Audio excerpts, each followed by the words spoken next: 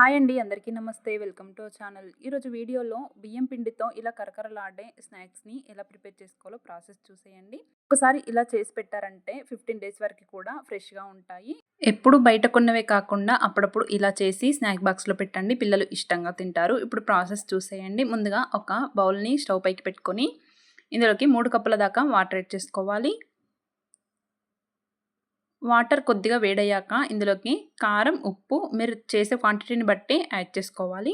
పసుపు పావు tea spoon, అల్లం వెల్లుల్లి పేస్ట్ 1 టీ స్పూన్, 2 స్పూన్ల దాకా ఆయిల్ యాడ్ చేసుకోవాలి. హాఫ్ టీ స్పూన్ వాము, 2 స్పూన్ల దాకా నువ్వులను యాడ్ చేసుకోవాలి. ఉప్పు, కారం అంతా వాటర్‌లో కలిసేలాగా బాగా కలుపుకొని ఈ స్టేజ్‌లోనే సాల్ట్ సరిపోయిందో లేదో చూసుకోవాలి. ఇలా వాటర్ మరుగుతున్న టైంలో ఇందులోకి బియ్యం పిండిని యాడ్ చేసుకోవాలి. నేను ఇక్కడ 3 కప్పుల దాకా వాటర్ యాడ్ చేసుకున్నాను. 3 కప్పుల వాటర్‌కి 2.5 కప్పుల బియ్యం పిండి అయితే కరెక్ట్‌గా సరిపోయింది. ఇలా బియ్యం పిండి మొత్తం వాటర్‌లో కలిసేలాగా బాగా కలుపుకొని మూత పెట్టి ఒక 1 మినిట్ తర్వాత స్టవ్ ఆపేసి ఒక 5 మినిట్స్ అలా రెస్ట్ ఇచ్చాక చేతికి తడింటించుకొని ఇలా పిండిని కలుపుకోవాలి. మనం చపాతీకైతే ఎలా కలుపుతామో అలా కలిపితే సరిపోతుంది.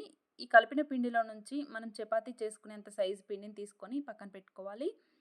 మనం తీసుకున్న పిండిలో 4 భాగాలుగా చేసి పక్కన పెట్టుకొని చపాతీ పీట పైకి గానీ, ఇలా ఫ్లోర్ పైకి గానీ బియ్యం పిండిని యాడ్ చేసుకొని మనం రెడీ చేసి పెట్టుకున్న పిండిని తీసుకొని ఇలా చపాతీలా చేసుకోవాలి. మరీ పల్చగా కాకుండా, మరీ మందంగా కాకుండా మీడియంగా చేసుకోవాలి. ఇలా చేసుకున్నాక సైడ్స్ కట్ చేసుకొని మీకు కావాల్సిన షేప్‌లో కట్ చేసుకోవాలి. రౌండ్‌గా కట్ చేసుకోవాలి అనుకుంటే షార్ప్‌గా ఉన్న గ్లాస్ గానీ, బౌల్‌ని గానీ పెట్టి కట్ చేసుకోవాలి. లేదు అంటే స్క్వేర్‌లా కావాలి అంటే ఇలా చాక్‌తో కట్ చేసేసుకోవాలి. నేనైతే ట్రయాంగిల్ షేప్‌లో కట్ చేస్తున్నాను. పిల్లలకి డిఫరెంట్ షేప్‌లో ఇస్తేనే ఇష్టంగా తింటారు కదా! మనం 4 భాగాలుగా చేసిన పిండిని కూడా మొత్తం ఇలాగే చేసేసుకొని మీకు నచ్చిన షేప్‌లో కట్ చేసేసుకోవాలి.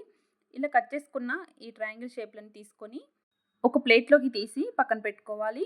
ఆ తర్వాత స్టవ్ పైకి కడాయి పెట్టుకొని ఆయిల్ యాడ్ చేసుకోవాలి. ఆయిల్ బాగా వేడయ్యాక మనం రెడీ చేసి పెట్టుకున్నవి ఒక్కొక్కటిగా యాడ్ చేసుకోవాలి. ఆయిల్ ఎక్కువ వేడయ్యాక యాడ్ చేసుకుంటేనే ఆయిల్ పీల్చకుండా చక్కగా ఫ్రై అవుతాయి. ఇలా 2 సైడ్స్ చక్కగా ఫ్రై అయ్యాక తీసి పక్కన పెట్టుకోవాలి. అలాగే మొత్తం అన్నీ ఇలాగే డీప్ ఫ్రై చేసేసుకోవాలి. మనం ఖాళీగా ఉన్నప్పుడు ఇలా చేసి పెట్టుకున్నామంటే 15 డేస్ వరకు కూడా ఫ్రెష్‌గా ఉంటాయి. వారంలో ఒక 2 సార్లు, 3 సార్లు అయినా సరే స్నాక్‌గా పెట్టొచ్చు పిల్లలకి.